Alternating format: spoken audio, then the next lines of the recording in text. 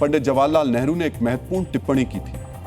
पंडित नेहरू ने कहा था, पश्चिम के लोग ये मानने की भूल करते हैं कि इतिहास केवल उनके इर्द गिर्द घूमता है। वो भारत और एशिया को केवल अपने हितों के चश्मे से देखते हैं, लेकिन उन्हें यह समझना होगा कि भारत और एशिया अब जाग चुका है और वो अपने फैसले खुद लेगा, ना कि पश्चिम के हुक्म पर चलेगा। भारत की स्वतंत्र नीति और अटल निश्चय का नतीजा है कि आज भारत शर्तों पर नहीं चल रहा, बल्कि दुनिया भारत की शर्तों को मान रही है, उन्हें स्वीकार कर रही है। हमारा अगला विश्लेषण आपको दुनिया में भारत की इसी प्रगति से परिचित कराएगा। अब हम आपको फ्रांस से आया एक महत्वपूर्ण समाचार बताने जा रहे हैं, ताकि आपको पता चल सके कि सिर्फ कूटनीति ही नहीं, बल्कि सैन्य शक्ति के मोर्चे पर भी भारत निरंतर आगे बढ़ रहा है। फ्रांस सरकार के सूत्रों के मुताबिक अब भारत को रफाल फाइटर जेट की तकनीक ट्रांसफर की जाएगी। खबरों के अनुसार प्रधानमंत्री नरेंद्र मोदी की फ्रांस यात्रा के दौरान इस डील पर मोहर लग जाएगी।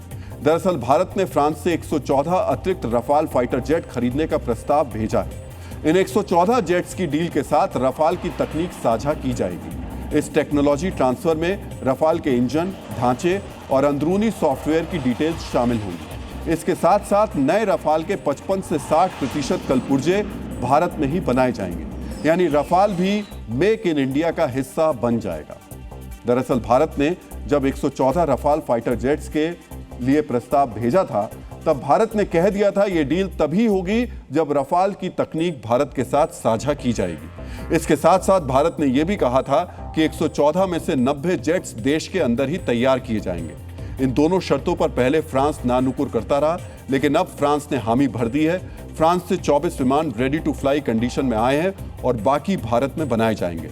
अब समझिए कि भारत और फ्रांस की सहमति से वायुसेना की फायर पावर में कितना इजाफा होने वाला है। रफाल की तकनीक मिलने के बाद भारत में बनी मिसाइल और बम को विमान से इंटीग्रेट किया जा सकेगा, यानी जो रफाल अब तक सिर्फ मीका और मिटियोर जैसी मिसाइल दाग सकता था, वही रफाल अब भारत की ब्रह्मोस मिसाइल को भी दाग सकेगा। भारत रफाल का सबसे आधुनिक वर्जन खरीद रहा है। इस वर्जन में टारगेट को ट्रैक करने के लिए उन्नत रडार लगे हैं। यह भी एक फाइटर पायलट की क्षमता को कई गुना बढ़ा देगा। सबसे बड़ी बात यह कि भारत को रफाल के इंजन की तकनीक मिलेगी। इस तकनीक के जरिए भारतीय एयरफोर्स की महत्वाकांक्षी AMCA यानी एडवांस्ड मीडियम कॉम्बैट एयरक्राफ्ट अभियान को आगे बढ़ाने में मदद मिलेगी। रफाल में भारतीय हथियार और उपकरण लगने से इन विमानों के ऑपरेशन और मेंटेनेंस पर खर्चा भी काफी कम हो जाएगा। यानी रफाल वाली ये सुपर डील भारतीय एयरफोर्स को सैन्य और आर्थिक दोनों मोर्चों पर फायदा पहुंचाएगी। फ्रांस ने भारतीय प्रस्ताव पर कई अगर मगर किया, लेकिन आखिरकार जीत भारतीय विदेश नीति की हुई।